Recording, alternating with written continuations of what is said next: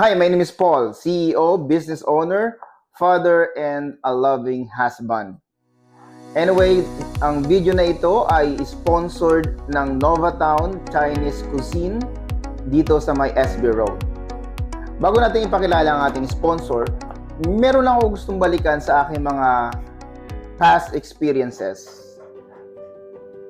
I was a service crew and junior manager in one of the biggest fast food chain in the Philippines.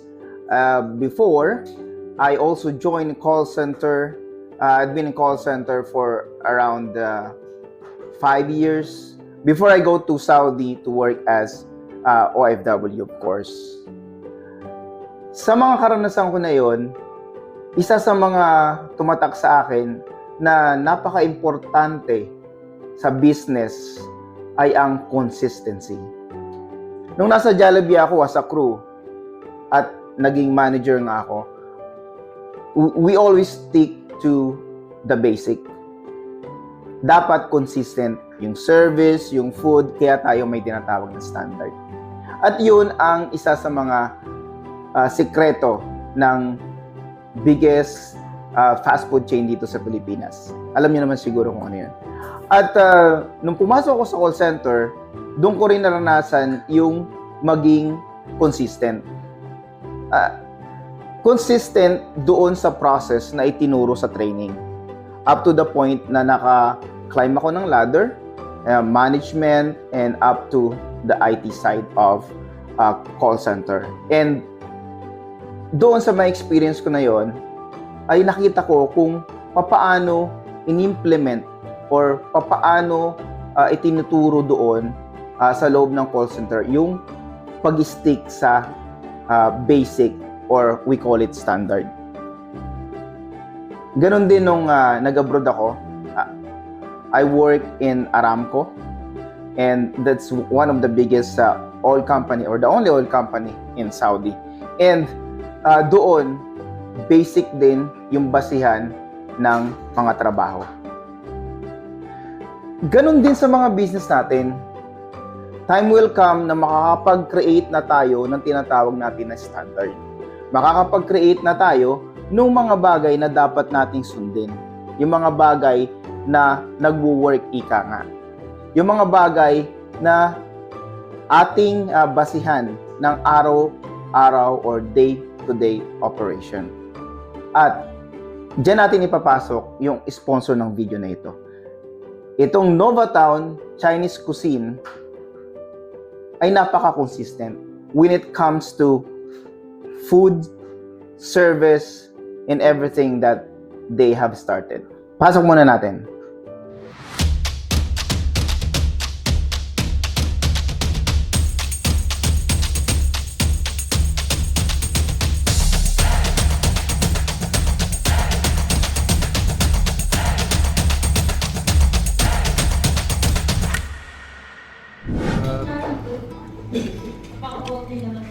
Isa sa mga sikreto ng business, kahit anong mga business, ay consistency. Yun ang meron ng Novatown. Kung ano yung in-offer nila sa simula, consistent sila sa lasa, sa presentation, sa lahat. Kung ano yung simula ng Novatown, yun din throughout. May mga bagong menu na dumarating, pero consistent sila sa sarap, sa linis, at sa lahat pa ng basic ng isang business. Yun ang mahalaga sa isang business. Consistency. Anything you do from the start, dapat lagi kang consistent doon sa pinipresent mo sa customer. Naniniwala kasi ako na sa isang business, isang paraan para ma-retain yung mga customer ay yung lagi silang satisfied. At kung ano man yung nagustuhan nila, ay dapat nakikita nila throughout the business process.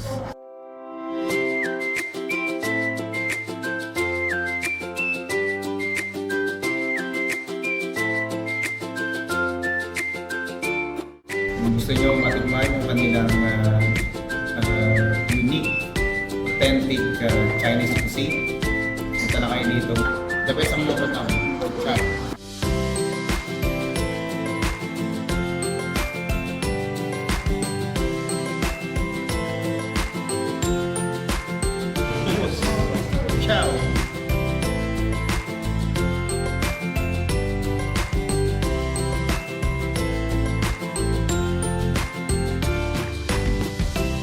Alright, balik tayo sa ating tinatalakay na topic about consistency.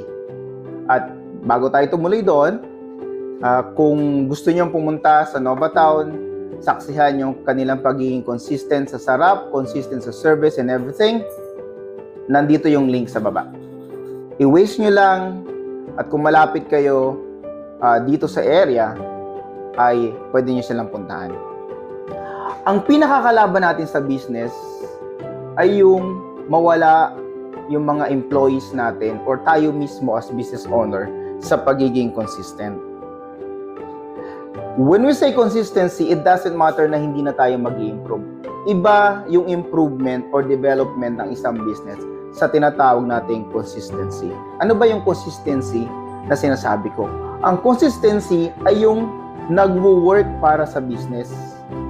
Unang-una na dyan, yung product mo. Kung yung product mo, okay, yung product mo is mabenta, yung product mo is nakakasolve ng problema, you stick to your product. Huwag tayong masyadong lumabas doon sa ating basic. Customer service, napaka-basic. Dapat yung mga employees natin alam yung basic ng customer service and the basic of operation. It doesn't follow na mag-i-improve tayo ng ating mga product and services ay umalis na tayo dun sa basic. Hindi. Pag tayo nag-improve, dapat nandun pa rin yung basic. Mag-a-add lang tayo, tawag natin dun add-ons or vertical improvement sa ating business. Naniniwala kasi ako na ang success ng isang business ay yung ipagpatuloy mo kung ano yung nag-work. Siyempre sa simula, i-figure out natin yan eh. Ano ba yung nag-work sa hindi? Then, mag-eliminate tayo ng mga processes na hindi nag-work. Kapag na-set up na natin yung nag-work, let's be consistent to that. Marami tayong pwede pang i-discuss. So, I will be creating a business group. I am inviting all of you right now, and you can find the link on this video. Join the group. I am not gonna sell you anything, but I'm gonna sell you the process of being entrepreneur, being a businessman. So, magsama-sama tayo dun sa group na yon, share knowledge dun sa mga wala pang business, pwede rin naman, at dun mismo makakapag-create tayo ng business opportunities. One of the pillars and drivers of business success is consistency. Just like what I have experienced with the Novatown Chinese restaurant. If you are nearby, if it's just drive away, you go to them and see it for yourself. Again, this is your CEO Paul saying that success is a choice. So choose success. I'll see you around.